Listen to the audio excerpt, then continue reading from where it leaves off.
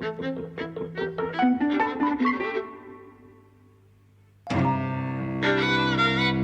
and welcome to Eavesdropping at the Movies. I'm Mike. And I'm Jose. And we've just been to the Electric to see Don't Look Now.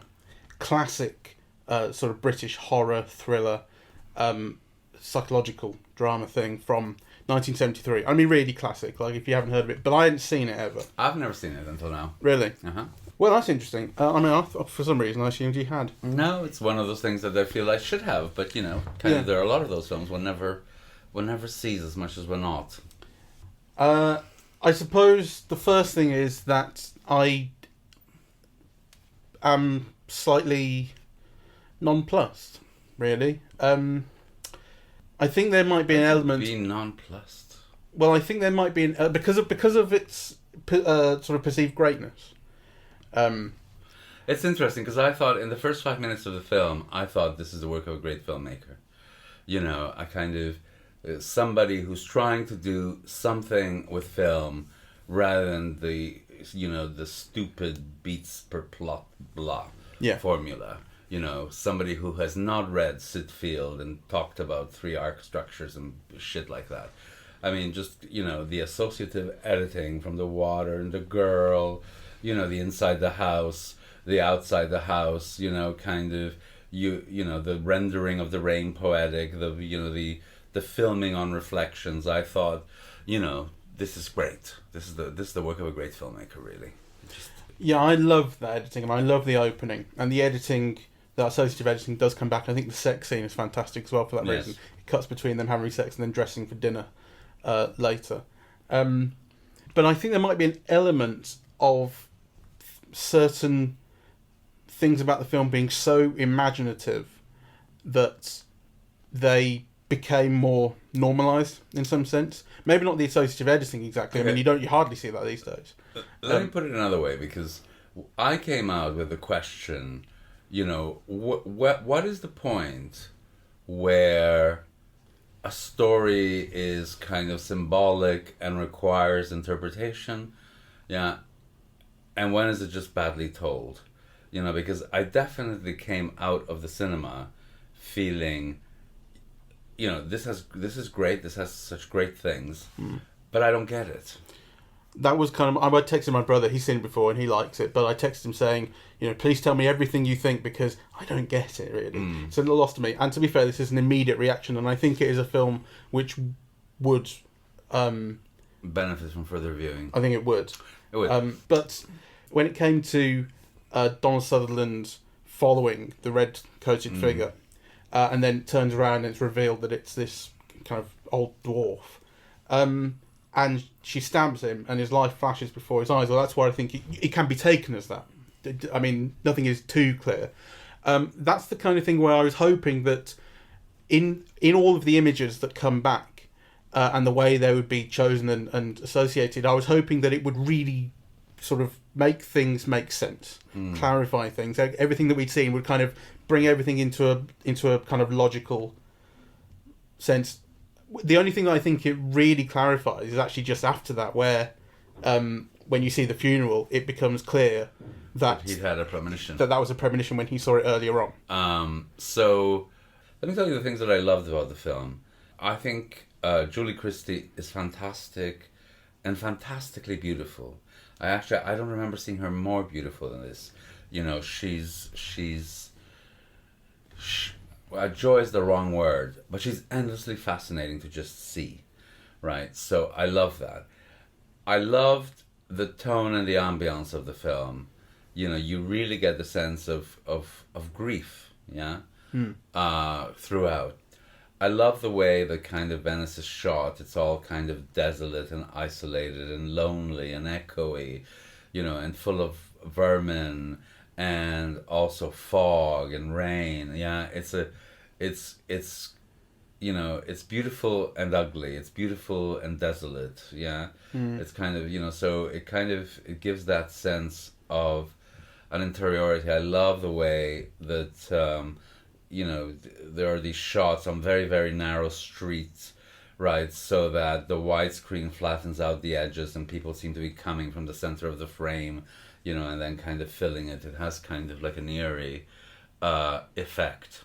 I also like that the two protagonists look so hale and hardy amidst the midst of these ruins, right? You know, I was looking at just the tone and the color of Julie Christie's skin, and Donald Sutherland is the same. It's all rosy, right? It's all like almost they're the only sign of life in this city.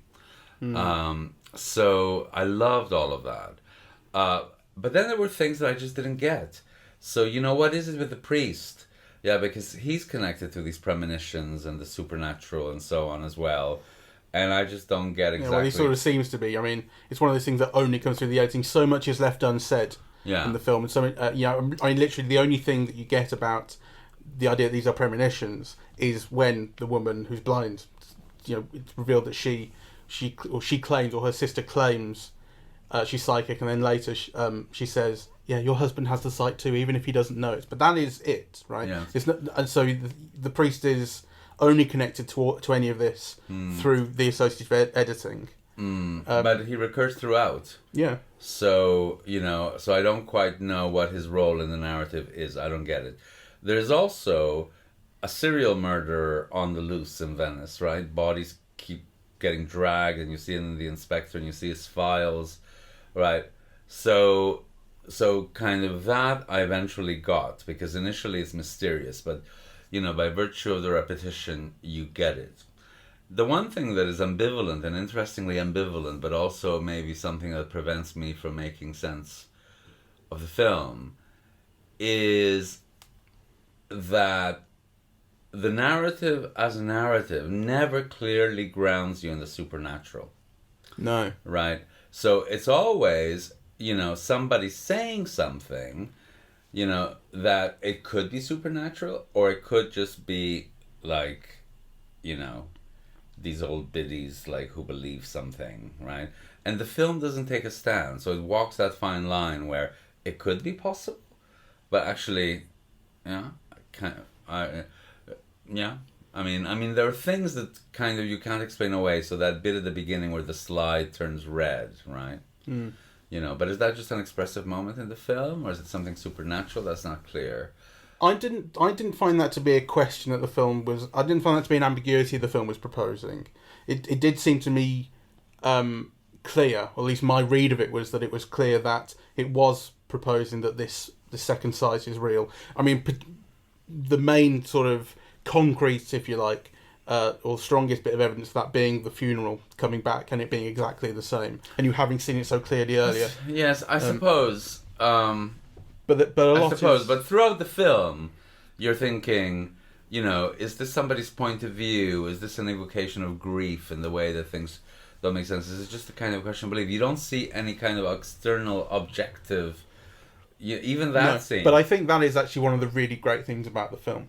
Is the subjectivity to everything, and that it puts you in the state of mind of these characters. I think the thing about it being about connecting this sort of questionable supernatural element to grief, and how the connection is then sort of, again, largely through the editing, that these memories, these images of the daughter from the opening scene keep coming back, and they just show up for a few frames and go away, and they will be related to things, or maybe not. Maybe they will just come back. But the idea that the parents have been, particularly the dad, has been psychologically damaged, you know, as you would be, by the death of his daughter, that he can't help those images flashing into his head. I think the film really effectively puts you into his headspace. Yes, well, I think that's one of the fascinating things about the film, because, you know, like, if you read it allegorically, yeah, as about grief rather than about the supernatural, then the film is telling you that the person most affected, grief-stricken, depressed, hospitalized, is the woman, right? It's the wife.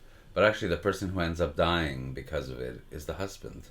Yeah, and you can make sense of that because, you know, he's the one who tried to rescue her, who's, you know, tried to breathe life into her, who failed, right? Yeah. You know, so I thought that was very interesting. And he's also the one who, when confronted early on with the idea that this blind woman has seen the daughter and says she's okay and all that sort of thing, wants, you know, or has said, oh, she says she's okay from beyond the grave, whatever.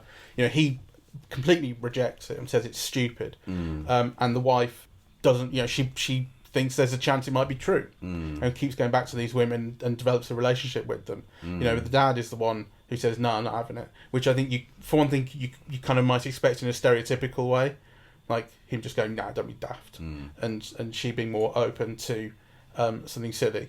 But something silly, I think, kind of seems to be true. But then she's not the one, as you say, who then appears to have as much trouble handling the death of the daughter. And I don't think it is just because, well, maybe we can armchair psychologise, but I don't think it is just because he was the one who tried and failed to rescue her. But I think it's like the film sort of suggests to me that the emotional closedness of the dad to this is related to the fact that he can't stop it coming up. The fact that he sees these images. Mind you, she does as well. She actually sees that red hooded figure first, but then he sees it too, and then he's the one who ends up following it. I don't know. It feels like sort of the film sort of suggests the more he tries to repress it, the more he can't stop it from showing up. Yes, that's plausible reading. What did you make? I mean, there were many things that are clearly symbolic, but that I can't decipher. So they're restoring a church, right? And so one of the things is he's putting this very ugly replacement for an icon. Yeah, it's like this. Yeah, gargoyle figure on the side of the church. Yeah. Because they're all decrepit and and that clearly has some kind of symbolism, right? So he's about to fall down, and clearly the about to fall down is something that recurs throughout the film. Yeah, the sense of falling and about to fall, and the threat to fall happens several times. But I don't get it. So is there some significance of him embracing that gargoyle, when he's up there? There were other things like, what's the significance of the mosaic and the gold, and because that's just also before he falls, and then you see the gold pieces on the floor, right? I think there's something general about those things which I didn't have a read on them specifically. Why was a gargoyle chosen, or why was a mosaic chosen?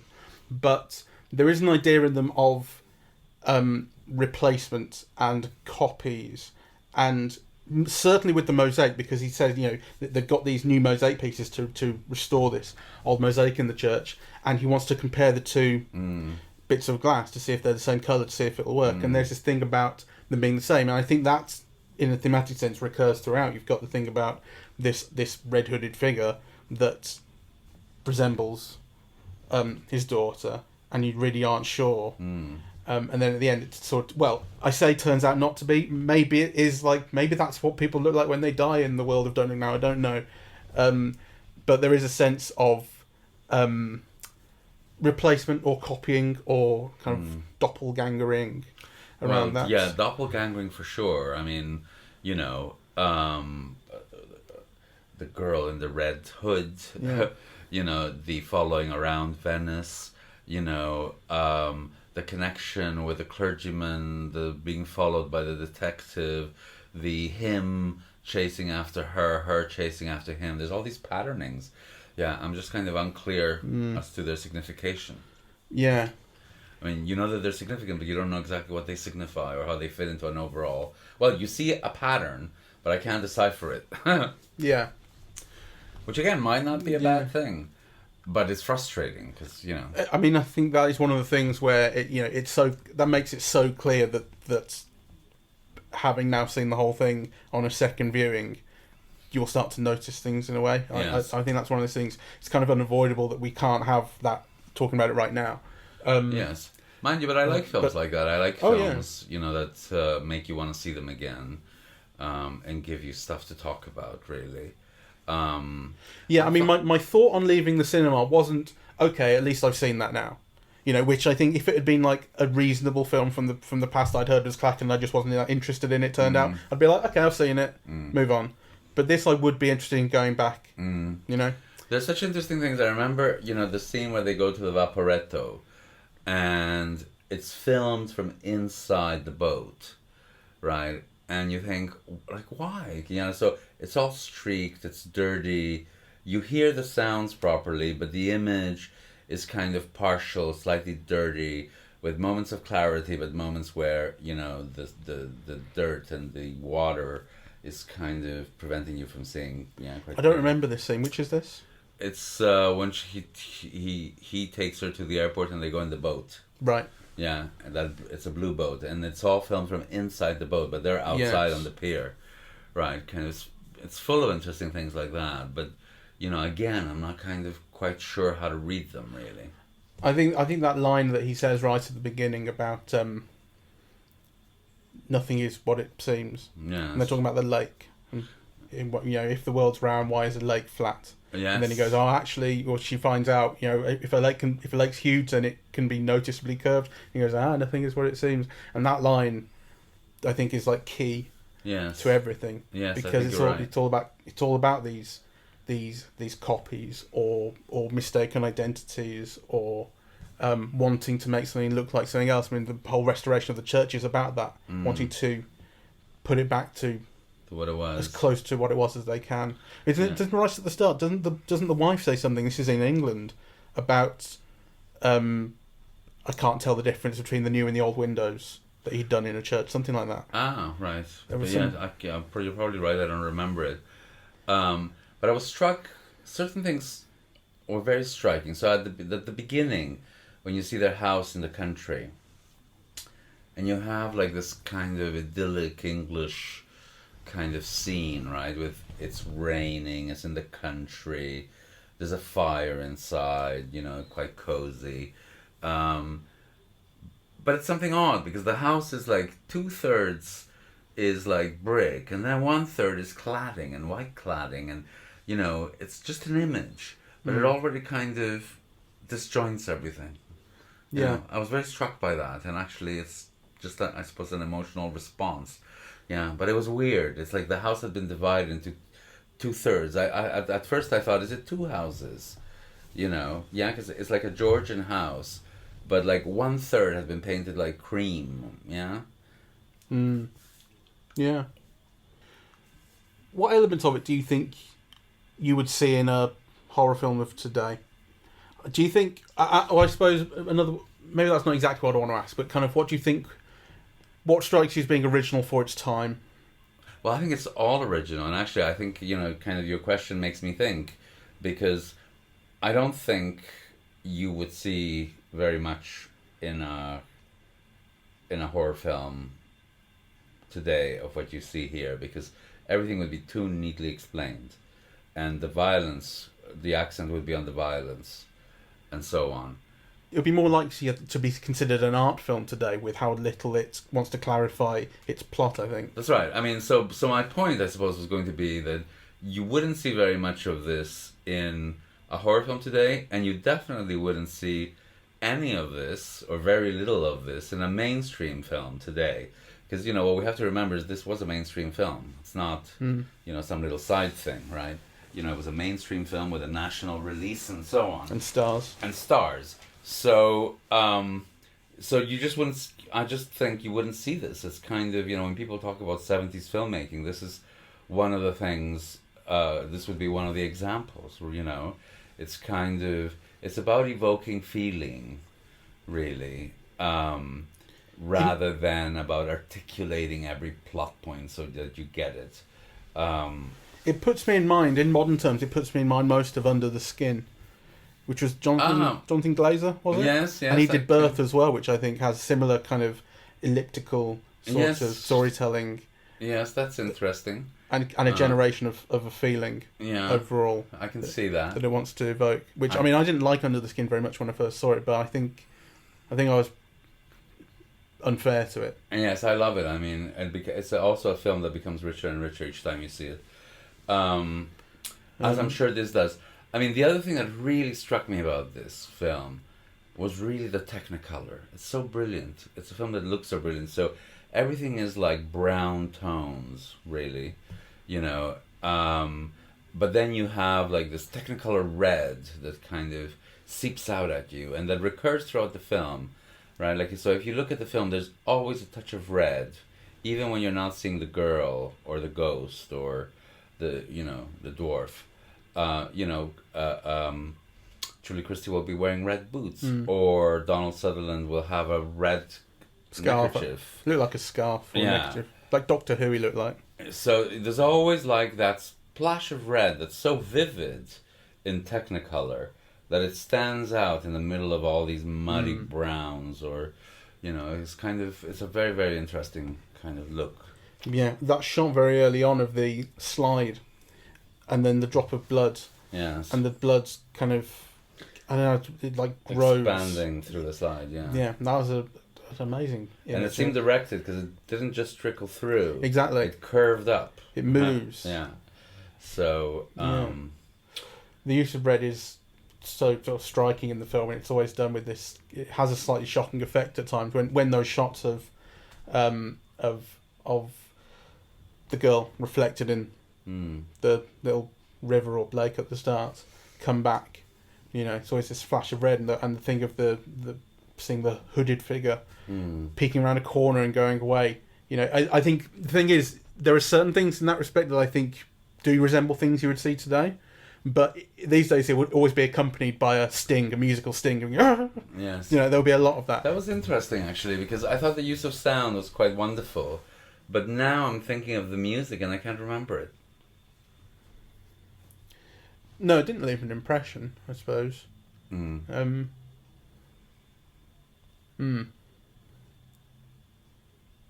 just a thought. Yeah.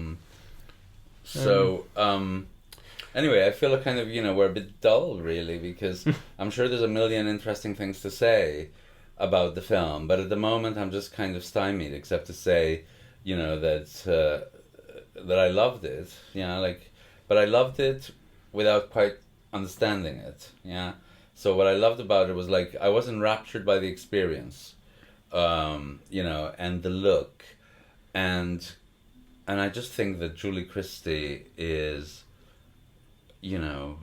like Garbo or people like that, one of the most vivid presences in the cinema. And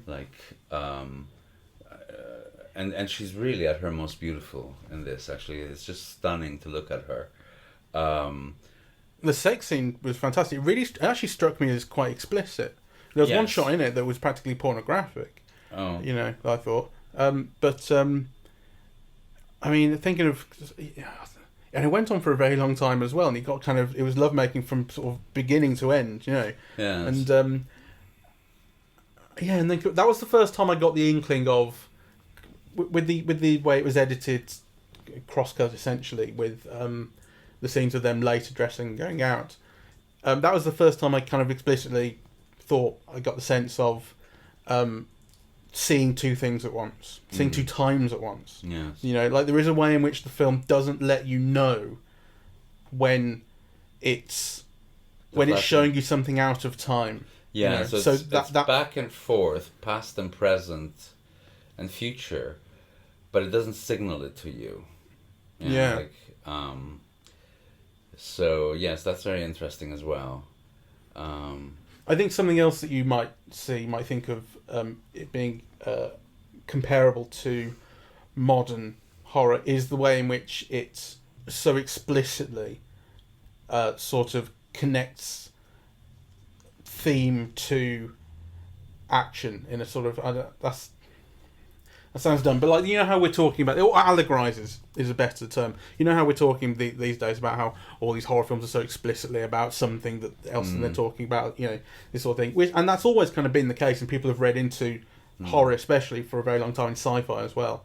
But I think that's something that the more people talk about it, the more people are aware of it, and more people do it deliberately, maybe. The more people try to make their films allegories for things, allegories for parenting or allegories for wherever it might be.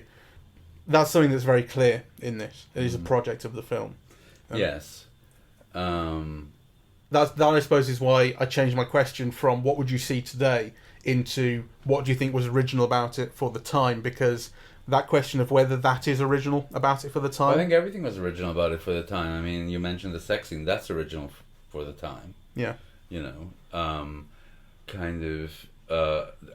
actually I think the emphasis being on grief because I think the emphasis is on grief rather than on horror. Yeah. You know, so I think accenting that is to me original. And also, I think having the male figure die and be in danger rather than making it about the female figure being in danger is also interesting. So he thinks something's happened to her, but actually the one who is constantly under threat is him. So I think that's original. That is really interesting, actually. I hadn't thought about it that way. She's the final girl. He's the final girl. No, he dies. The final girl gets away. Oh, yes, okay, well then she is. Yeah. But he was only killed by his own grief. Oh, so he's just gone into the kitchen. Yeah. Well, then that what I'm ultimately getting at, where by connecting the idea of what was original for its time and what would you see today, is the idea of how influential it is and how much of its inventions, if they are inventions, you know, sort of don't seem quite as impressive, possibly because they have actually become. I mean, it seems normal impressive standard. to me. I'm like, you know, I think I'm going in my head, you know, just through some images again.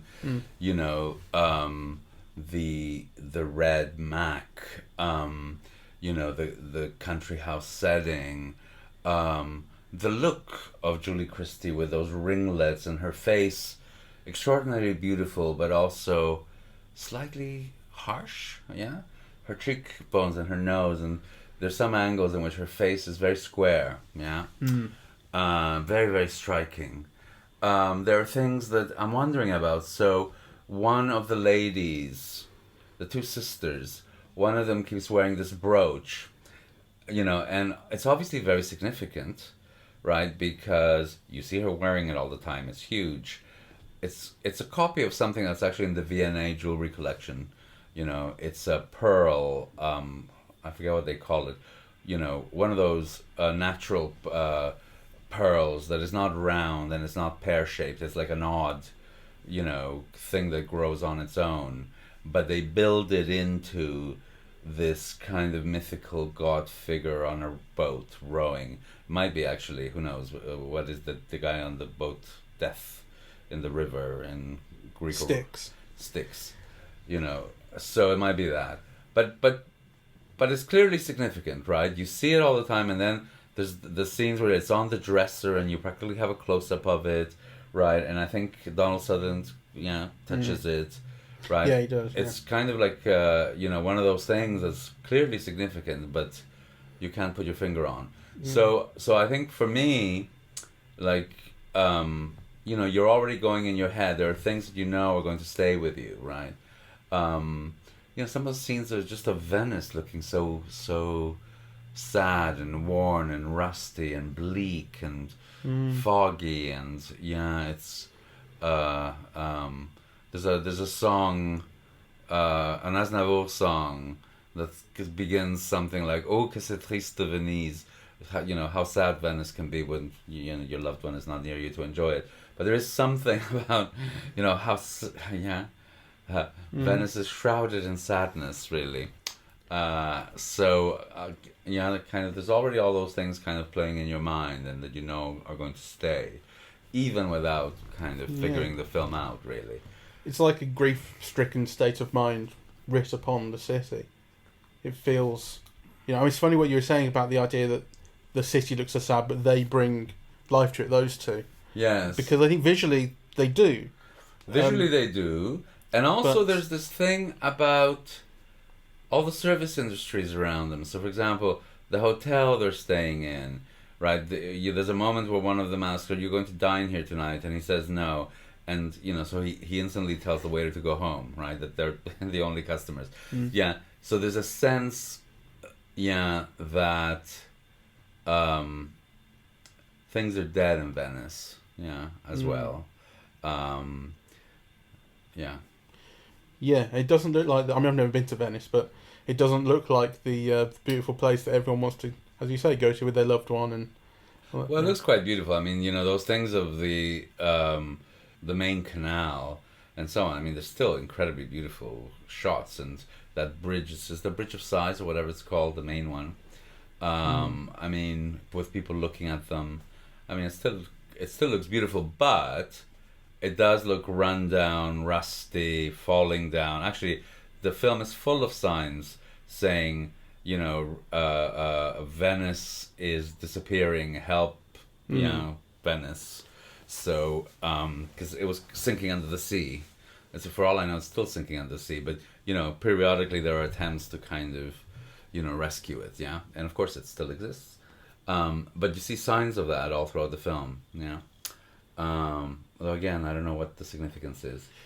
And there's also a fantastic Charlie Chaplin poster that the camera makes a point of showing you, which is Charlie Chaplin, one man against the world. Yeah. Is that what it says? That's what it says. Well, in Italian, yes. Uno contro tutti, or one against all, or something like that. Yeah. All right. Yeah, but really, I mean, I don't know what it means. No, you don't know what it means. You just make a sort of mental list of all the things that you don't know what they mean. Yes. And it's a film that you want to find out. Yeah, that's what I mean. Yeah, that's why you make the list. Yeah. So, you know, well, you know, at the beginning when I asked this question, you know, at what point, you know, does something, you know, because I think with art sometimes there's a mystery about it. There are things you can't put your finger on, but that kind of resonate, right? So you know, the beginning question, well, to what extent is the film kind of doing that? Or to what extent is it just not telling the story well?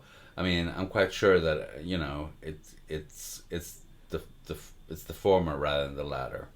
You know, the kind of, you know, it's things that resonate and that you want to find out things more, and you want to think about it more rather than, you know, kind of dismiss it as something, well, you know, I don't get it and it's not worth finding out.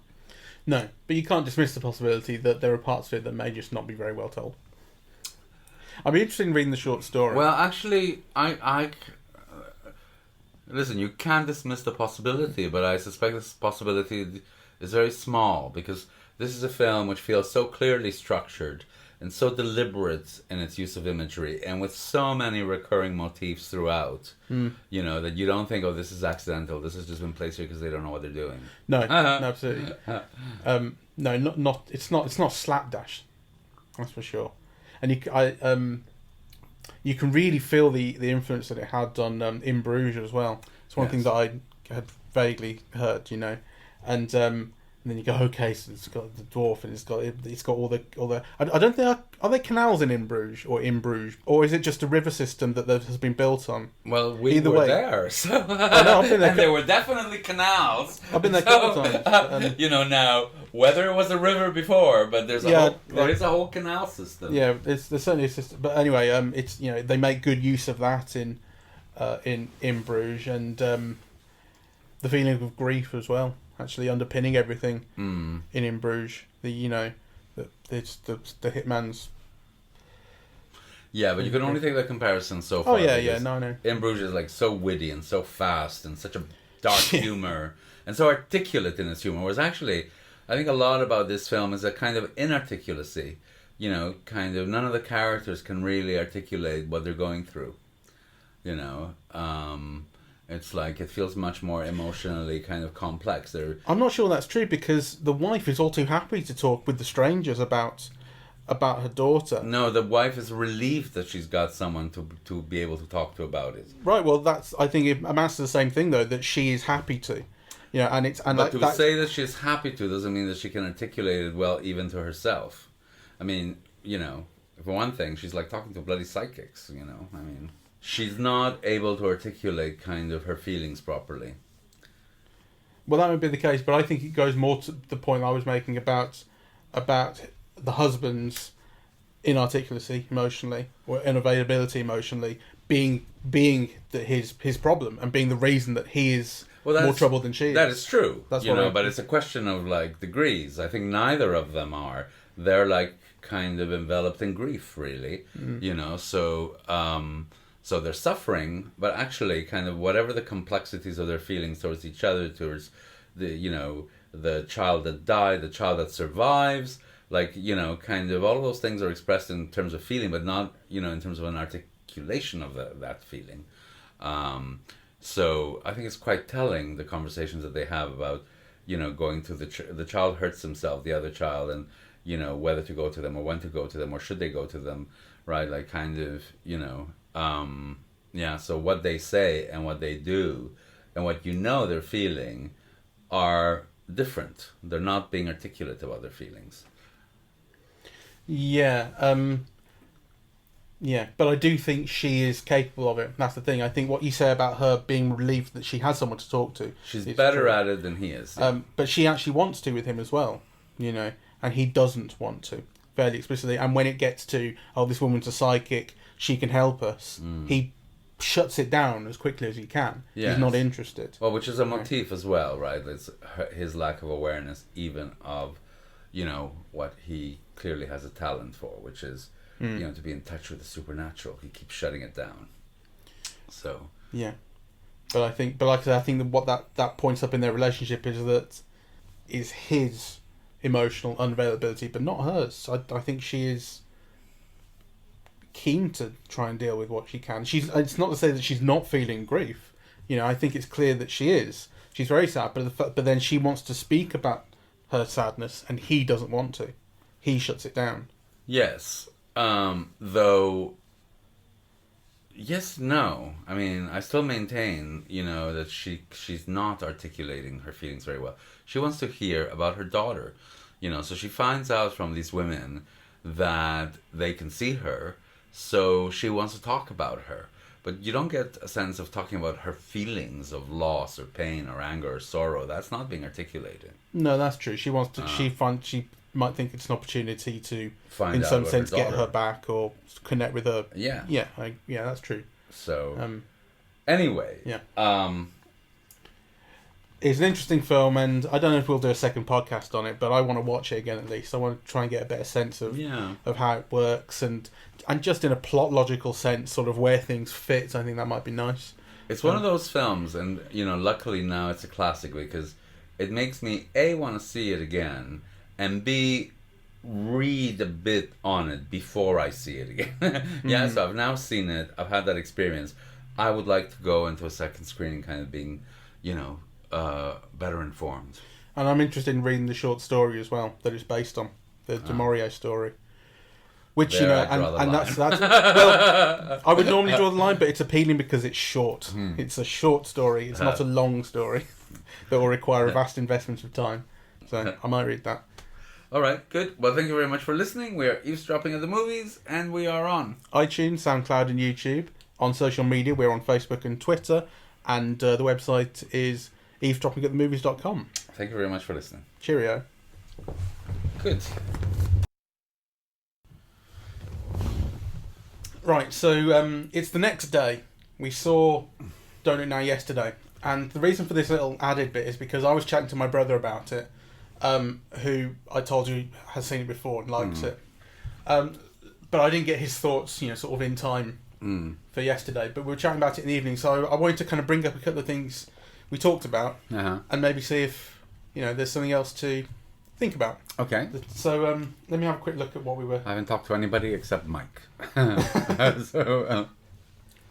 So I said to him, I'm looking for the reasons it's good because frankly I don't get it. That was a text I sent just after we exited the cinema. Oh, right, so okay. That was before we did the podcast. He said, I know the feeling. It's not like I'm convinced of its brilliance. I don't know well enough to talk at length about it. Last time I saw it, it was billed with Kill List, which I think is interesting because that's another British horror. Because I compared it to Under the Skin, and that's another British horror. And I think there might be something about sort of how, not being knowing that you kind of can't compete with Hollywood on its own terms makes you do, No, I think it's more than that. I think it's a film that sets out to be an artwork. So, the whole processes of the beginning are to get you to think differently about different things. I mean, so, you would expect the film to be laying out, a narrative structure and a whodunit and, to set up a world that might scare you or whatever. And actually, I don't think the film sets out to do that. I think the film sets out to, it does create a world, and it's attempting to kind of evoke and express a feeling in that world. So I think the project is already different. Yeah, from traditional horror. Yes, I mean, I was thinking today because I showed my students Chandaloo and L'Âge d'Or, and of course, they're films that work entirely on images. Like, they're not like normal traditional narrative films. They have a narrative, but they play on narrative, right? Yeah, but the images are so extraordinary that they're doing, a different kind of work. And I think, in a different way, that Don't Look Now is like that, right? Yeah. Like, I did think in the first 5 minutes that, this is the work of a great director. So it's a film that's setting out to do something different. Yeah, I mean, I'm trying to... I wish I could stop myself from talking about it as horror, because it isn't exactly horror. My expectations were that it was, because everyone does describe it as a horror. No. But it really isn't. It's a psychological drama. I mean, people were saying, ooh, there was that horrible, scary bit where he falls from the ladder. And I didn't find it scary at all, really. Like, I mean... Yes, they're suspenseful, right? Like, you're wondering whether he will fall or he won't fall.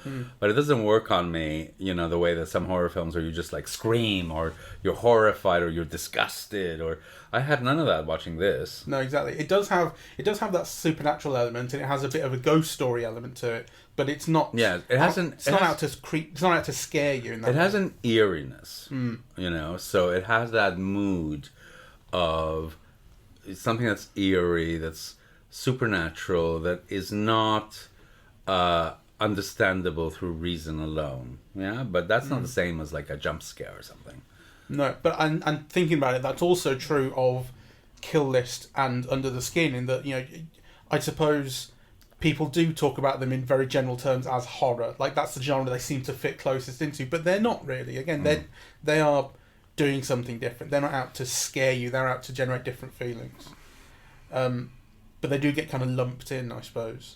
And it is hard, once you start talking about them as horror, it's kind of hard to stop yourself.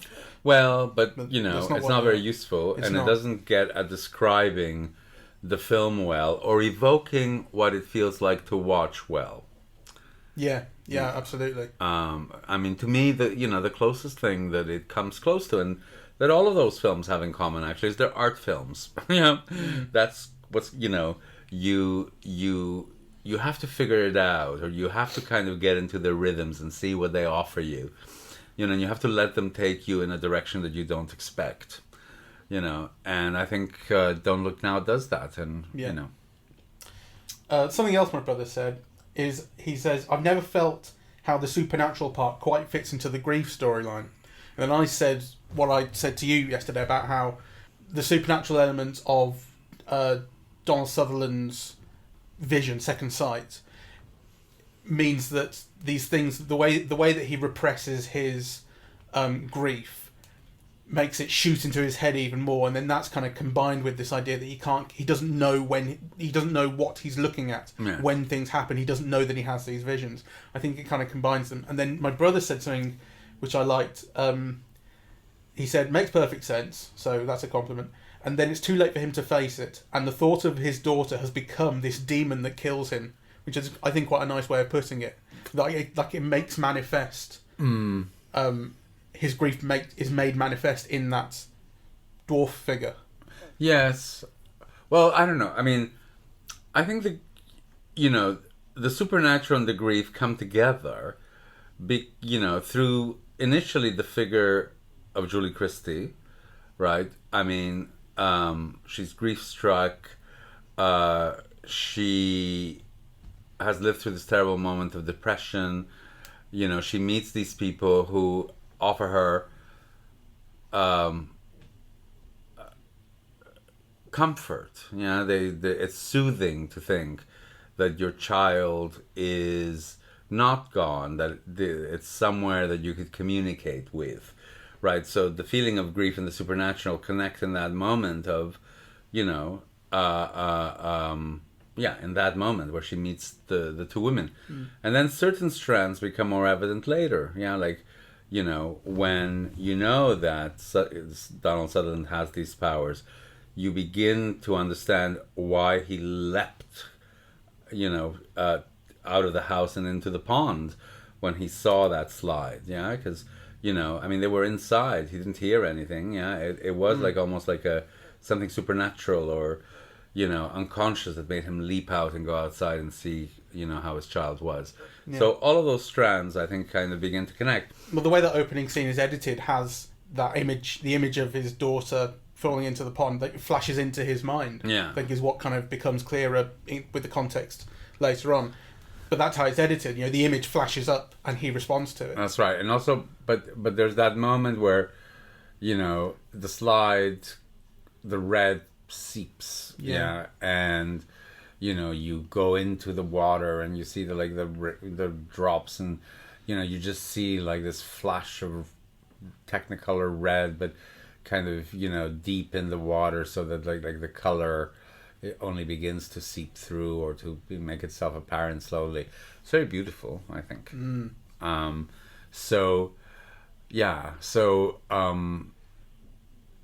do think it's a great film, actually. Though all of those things about how they connect, like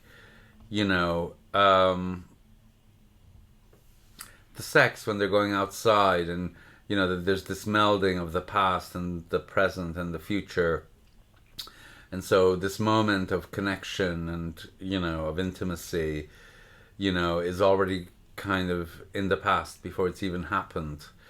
I think kind of those are very suggestive and beautiful things, and they kind of contribute to the sadness that the film evokes, right? Because really, it is a very melancholic film, and it captures that mood beautifully. I mean, there's grief throughout.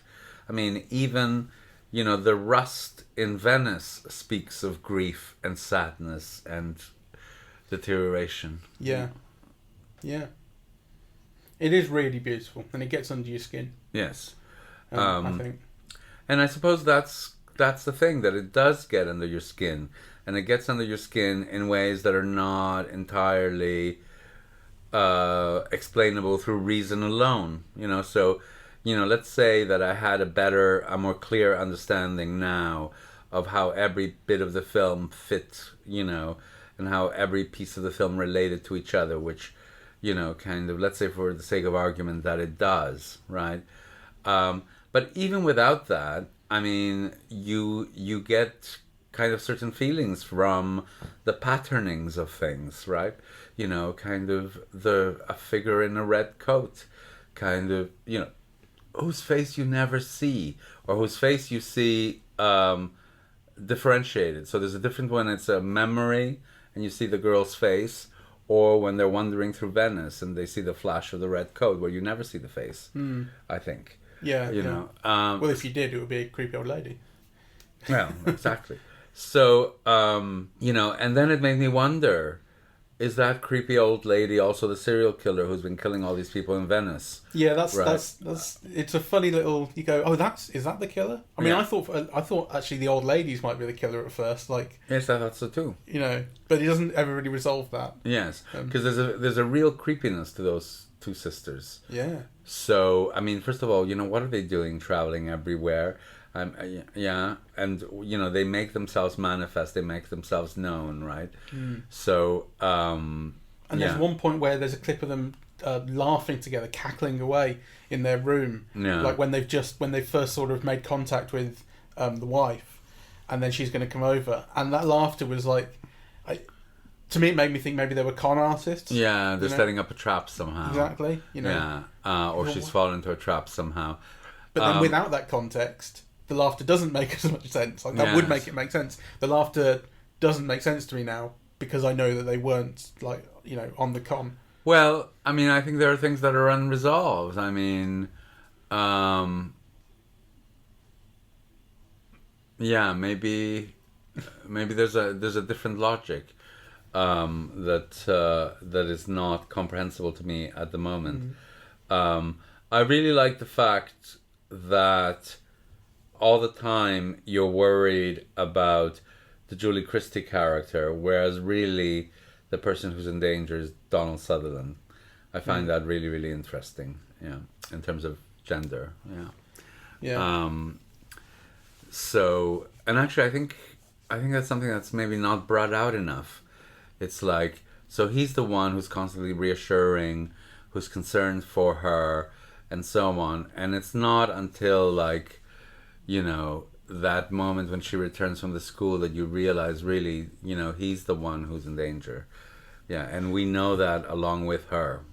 I must say, I did get the feeling throughout that he was, maybe in danger is not quite how I thought of it, but I did get the feeling that he was the one who had, like, the stakes were kind of associated with him, in a sense, like the story stakes, like the kind of whatever trouble would kind of develop was more with him, and it's because of what I was saying about how I felt like the Julie Christie character is more, sort of more capable of or willing to try and deal with her grief in an open way, and it's the fact that he isn't and is so clearly repressing things that kind of, it made me more concerned for him throughout the film than her.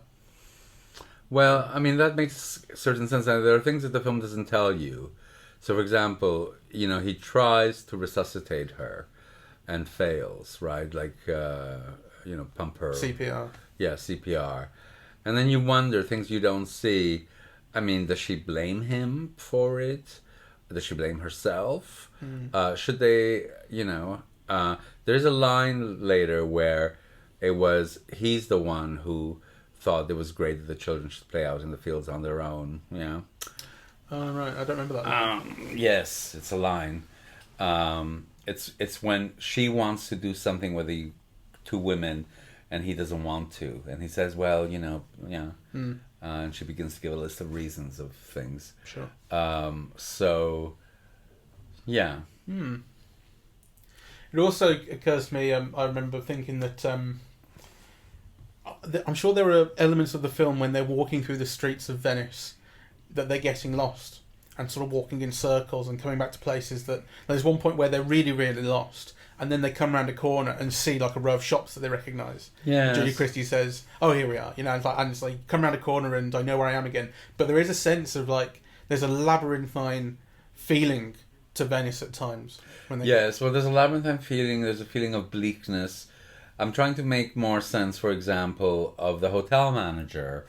Because there's all these things, like he gets a vase out, and something like, oh, lucky didn't break, or lucky you didn't break it, or, so there's all these things about kind of objects in the past and breaking and being out of season and being attentive only to, these two particular travelers who are passing through, right? So it's like, they're passing through a city that is empty, that's out of season, that, is just holding up like an edge of an appearance just for them, which kind of connects with the eeriness, and the supernatural kind of in interesting ways, but I haven't thought of it more than that. Yeah, you do kind of get the feeling that Venice in this film doesn't exist outside of them, in a way. Like, it's not... maybe that's... It's sort of like... There's no people in it, practically. Right, it's kind of sparse. Everything is obviously about them, but also they're there to... Well, the husband, at least, is there to change a certain part of the city with the work he's doing on the cathedral. But it's like... it sounds like a silly thing to say because pretty much any film... whatever you see of a place is where your characters are going, so it kind of exists for them in that sense. But it does feel like everyone and everything that they see is somehow aimed at them. Yes, though I think what's different than other films is they're either being held up in this place in a very minimal way, so i.e. the hotel staff is a skeletal staff. They're dismissed when they're not around, right? So there's a sense in which the hotel is open just for them, right? Which means that they're bringing something, but they're also holding things up. And then there's also a sense throughout that they're unwanted intruders. So they're constantly being, shooed away from boats or, or places, right? Kind of, they happen to be chasing the figure in red, and then all of a sudden people come out and say, "Get off my boat," or whatever it is that they're saying. Yeah, right? yeah. So they're being shooed away from this place, that's kind of empty and desolate, and then makes it seem unwelcoming. Yeah. Yeah. Also, what we didn't mention last time is that this is a 4K restoration. Oh yeah. Yeah, and actually, that's the reason for showing it in cinemas. And it is really, really beautiful. It is. And actually, I also think it's something that demands being seen in a big screen, because if you have the attention span that I do, I tell you, you're seeing those images and they're quiet and they're held for a long time, and and my mind would be wandering to other. I mean, I'd be on Twitter or Facebook or and actually, it's a film that you have to allow yourself to be enveloped by.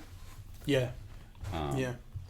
Especially because I suppose it was rather a lot slower than I expected. Yes. I mean, my expectations were of a really, really weird kind of active horror. That's everything that I knew about it, or thought that I knew about it, everything that I heard gave me the sense that this would be kind of throwing sort of madness at me from every angle, which is not what it does at all. So the fact my expectations were so off kilter, off caliber with what actually the film was, meant that sort of had I seen it on a small screen, something like that, I may well have lost interest. Yes. And it's that thing of being locked in keeps you there. You have to watch it and realise what it actually is. Yeah, it's that kind of film. It really does demand being seen on a big screen, and this is a very, very beautiful restoration. Yeah, it was great. So, all right, thank you very much. Yeah. That's cheers. I want to pour myself a bit more coffee. Of course you are, my son.